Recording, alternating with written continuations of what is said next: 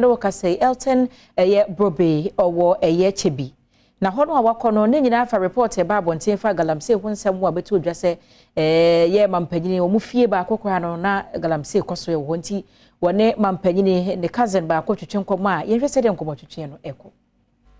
isi oya me cousin nti wona wotifie anya sa yo na ye ne ntie se 2021 na je se galamsey ne koso ofia me pa cho ntesa me be fia ha no mfia aduasa me yonu ni me nken kura me nu ya bi wo fia ha da ne maame me tran wan cha na menya 13 years e wo ni ma enti me no ya anti nana me nim no free no frase enti onye ni pa bone sa ta enya ma sa ni na dwen mo nana ye tete wo abruchire se bi tete se abruchire obi akobi na so won mre so de na nya ai yatete wa brochire nti na obedi politics no na on teach papa enti sa okasa me no aduane a me se nana dade sen ni ho wo se dey my friend dade sen enti nana no wa adwen no se dey won mama de tese won no Christo sum ana de tete won ana de ngomanim so atete won nana akufado no wote won no onye ni paketwa papa wa abofra no se wo suade na so oja na oni ebedi agro papa bo no enti ne ngomanim de on fe ni agro. So she's been talking about the present formative years and the fact that she's lived with them for so many years. At some point she cooked for them, and she's been living in this house the last 13 years. 32 years. Yeah, she's been living in this house for the past 32 years. Right. So the question we want to find out from her, since she's lived in this house for over 32 years, and the fact that in the last few years she sort of lived in this house, the allegation is that this house was turned into a galamsey site. Is it true or not? Bimo about too good. It will fear her. My friend say 2022, busy 2021, Anna.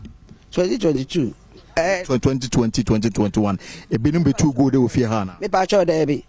enya no kure. If you are be for machines in my house, will be too good. Me pa cho bebre obi amfa machine ma ha so be too gold na me pa cho sasa ma obi sami get no be da no obi de sa machine na wura ha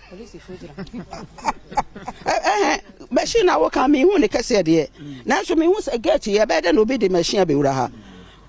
ka cho ne pa kun. Well, so she says that it is not possible that some earth moving machines came to this house in search of gold or to mine gold, and that the report is inaccurate. Now yenyan ntie ne se nipa ko na obi too good no omampanyini omo ana wa form so no mo ye adwuma no nipa ba ko efe no Professor Premtobre Kasee o kire mu se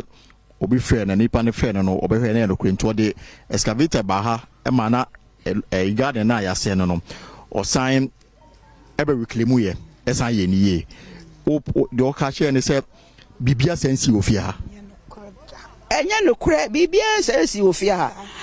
no ni pa ko so be too gold no a wo kan otutu me no to go yansa na otu me na otu gold na if say me ba ha na me ne ti say e ma no she entu wuda if say woni wan na be otwhwa so kura papa no ba no befu na wa ka say me tu e me na to agu form no metu gold wase